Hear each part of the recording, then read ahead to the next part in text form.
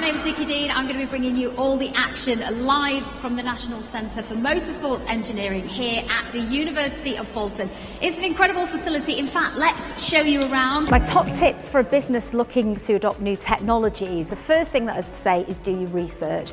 There's loads of podcasts out there. I'm listening to them all the time. Ask questions, network, look at what your competitors are doing, and definitely embrace. You can't stand on the sidelines anymore. Let's look ahead to the future then of retail. I think we've discussed some of the ways in which the retail environment has changed. That's down to lots of different factors. Technology is changing what people expect from brands. We've got millennials which consume completely differently.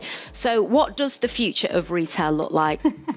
Bring someone in like your good self, get a host, an MC, someone that can come in, understand what you're trying to get across, and then they interact with you and they sort of pull that content and knowledge out of you, rather than you sort of standing terrified looking into a camera. It's a very good point, that, actually, because I do both, but it's a completely different kettle of fish, for want of a better expression, to be live on a stage talking to hundreds, thousands, and also being in a studio. And for certain people, one will be more terrifying than the other. This is a very intimate space. We had a chance to chat before, but still for some people, you'd see the cameras go on, you hear the countdown, and your mind just goes blank. So to have somebody who sort of moderates a panel, asks questions, is actually another great way of doing something like this.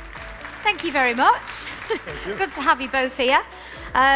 So, Catherine, Karsten, let's start by asking the question, how do we secure data to build AI? Catherine, maybe you could start. Yeah, definitely. Thank you so much for having me. Hello and welcome to Inside AI, where this time we're taking a look at how artificial intelligence and deep learning uses facial, voice and text recognition to create content. In this episode, we'll be heading over to the BBC's Blue Room, where Spencer Marsden will be showing us an image synthesis technique more popularly known as deepfake. And the metaverse is essentially the next generation of the internet. A more immersive way of being. So to give you an example of how we might use it in business environments, and it's also set to change how we interact socially as well. It won't completely take away from us being in the same room, thank goodness, because I'm a very sociable person. But you'll be able to send a hologram of yourself to a business meeting so that you can all feel like you're in the same room together. It's a digital world that essentially exists in parallel with our physical world. Sounds quite scary, doesn't it? Okay, we've got another question here. Now, the metaverse is something that everybody talks about, so I think this is probably in relation to that one. Are you able to do holograms? I know there's been a lot of talk about, in the future, being able to send a hologram of yourself to a meeting. Is this something? I'm a hologram. Oh, no, he's real. I'll do the mic. So you are going to see this technology evolve very quickly. So you've decided to get an Indra Smart Pro EV charger installed in your home. Great choice. But how does the installation process work? Well, here's everything you need to know. We will be talking to you a bit more about cybersecurity as well, which I know is your particular area of interest. Dr. Harron, tell us a little bit about your role. Then I mentioned Spot the Dog.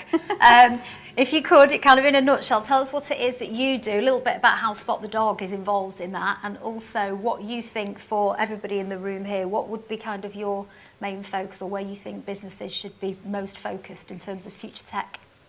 And last but not least, we have Phil Hutchins, CEO and founder of Dice. Thank you. Okay. Where will VR be in the future, say 5, 10, even 20 years from now? What do you think virtual reality will look like, and how do you think we'll overcome the barriers that we currently have that are stopping us right now from being there?